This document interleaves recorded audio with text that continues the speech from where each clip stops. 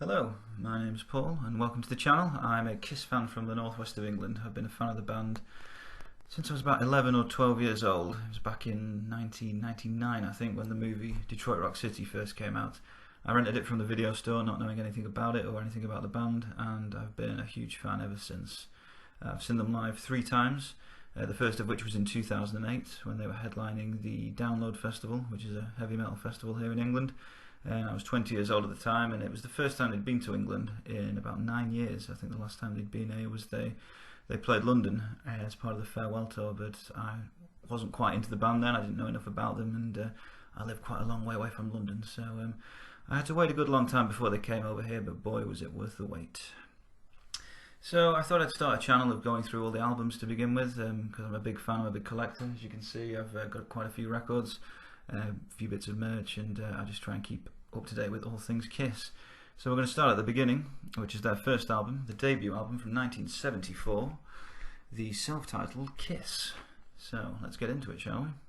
Firstly, it's quite a remarkable debut album, really, when you think about it. There's not a lot of rock or metal bands that really hit the ground running on the first album. You know, similar bands like Aerosmith, they took a few albums to really get into the stride and get the sound, but the debut album for Kiss, it might as well be re-released as a greatest hits album, because they play, you know, at least half the album live on most sets I've seen them on anyway, and there's not really a single song other than maybe Kiss in Time or Love Theme from Kiss that would look out of place in any Kiss show to this day. It's just a testament as to how good the songs on the debut album were. So we're going to go through it track by track. I'll give you my thoughts, and then, you know, if you want to post anything in the comments, tell me I'm talking shit or whatever you want, that's absolutely fine. So let's start at the beginning with track number 1, Strutter. The infamous drum intro by Peter Criss, which, you know, kicks off the entire album. It's a great Paul Stanley rocker. It's not my favourite Paul Stanley song on the album. I don't think it's the best album opening they've ever had, but it's a good, solid live stable. It's just, you know, a really great rocker. It's got some good lyrics, it's got some grooves, it's hard, it's heavy, it's dirty, it's got a nice solo, and it's one of Paul Stanley's signature songs, which, you know, made him the star child. You can't really fault Strutter if you're a Kiss fan, and if you're not a Kiss fan, go out and buy this record and listen to Strutter, and you will be.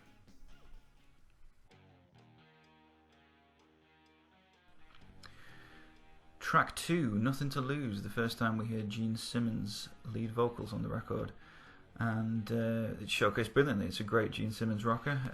The chorus sort of turns into a call and response with Peter Criss, and his vocals are just unbelievable. I mean, the raspy, soulful, rocking, hard-hitting. I mean, his vocals on this song are as wild as the Catman persona would suggest that he is. It's just an absolute triumph of a Kiss song, to be honest. And my English teacher in high school always told me to write about what you know, and Gene wrote this song, which is apparently about anal sex, so Mr. Simmons is clearly an authority in that field, and I'm not going to argue with him, you know. If he wants to write about that, he's clearly got experience in it. Track 3, Firehouse. This is when, I suppose in the early Kiss shows, they started introducing theatrics into the performance. They used to have the firemen's helmets, they had the sirens going, they had the light show and everything, and it was just a great song to showcase all these things on stage.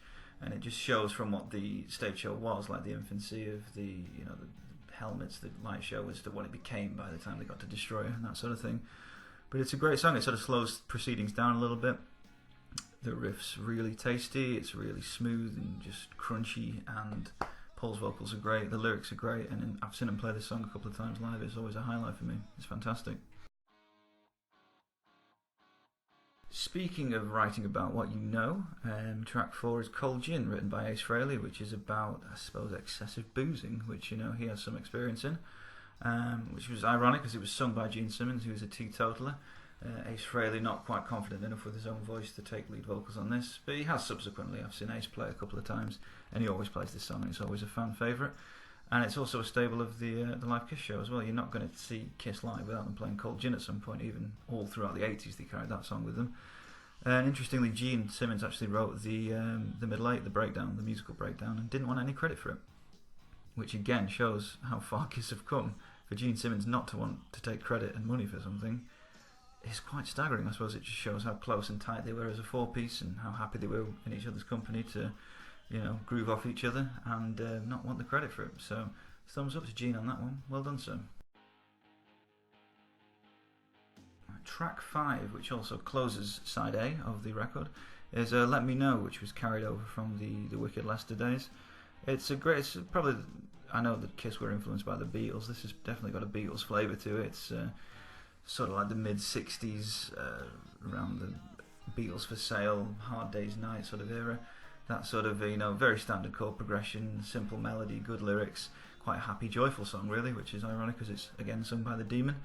And it just ends in this explosive guitar solo from Ace Frehley, which again has become famous as a live guitar solo. It's whenever Ace, would go off on one, he would more often than not play the solo, and it's been carried over by Tommy Thayer as well, still got live to this day.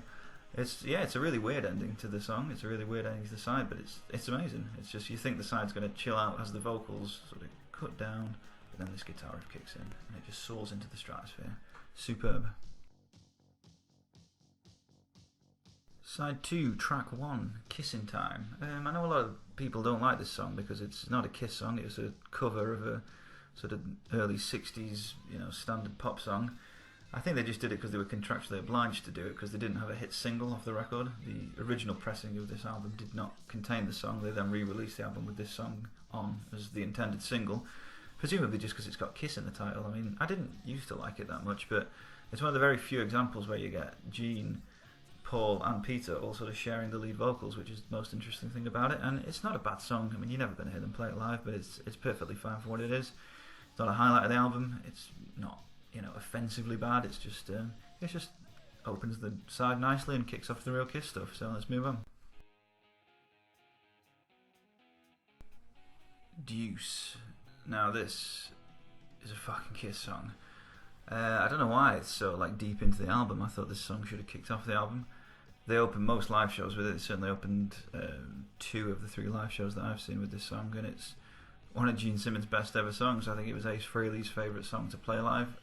It was the song he auditioned to get into the band with, just sort of jamming and riffing over it, and came up with the infamous Juice solo, which is just a fantastic piece of guitar work by Ace Frehley. Even Ace Frehley plays this song live, even though he had nothing to do with writing it. It always appears in his sets. This is one of the most classic Kiss songs that's ever been written, and probably my favourite song on the album. You can't say a bad word about Juice. I mean, if you try, you can attempt to, but you'll open your mouth and no words will come out because there's nothing bad to say about Juice. It's absolutely amazing. Love Theme from Kiss, cheeky little instrumental, way deep into the album. Originally started life as a song called Acrobat, which they used to play in the very, very early days of the band.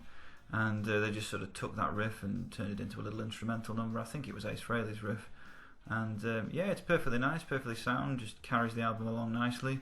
Again, you're never going to hear it live, but it's a nice little addition. They didn't do too many instrumentals, Kiss, so I think they did one on the Elder, and maybe another one, I don't know. But it's great. Just for Kisstory alone, the number of instrumentals you can count on one hand, and this is probably their best one.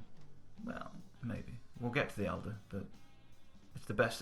It's the best instrumental on this album, without doubt. 100,000 Years. Paul Stanley's best song on the album for me, without a shadow of a doubt. Great bass intro, great riff. When they play it live, it normally leads into a pretty epic drum solo from Peter Criss. But just on record alone, it's fantastic. It's groovy, it's jazzy. It's probably Peter Criss's best drumming on the album. Really sort of showcases everyone at their best. It's got Paul's swagger, it's got Gene's thunderous bass, it's got Peter's swinging drums. Great solo from Ace. One of the best songs they do live as well, I think, and one of the best, probably my second favourite song on the first album, to be honest, after Juice. Occasionally, if you ask me tomorrow, it might be my favourite, but right now, right here in this room, it's my second favourite Kiss song from Kiss, the first album. And here we are, at the end of the record. I know, what a choppy album this is from start to finish, just done. Just, tight, concise, rock and roll. Unbelievable. Probably a lot of people's favourite Kiss song, or at least one of their favourites. I know Black Diamond tends to be way up there on people's lists of favourite Kiss songs. And for good reason. It's a fantastic song.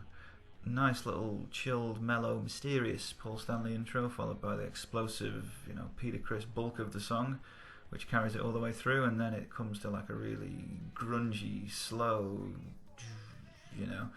end, which again is great live. It's given all the drummers of Kiss a chance to showcase their vocals. Eric Carr did it fantastically, Eric Singer does it brilliantly, but you can't really beat the original. And with this album, you can't really beat the original that much. I mean, Kiss have put out some great albums, but can you really beat the original album? Well, we shall see, because next time it's hotter than hell. Enjoy. Thanks for watching, guys. Good night, Kiss Army.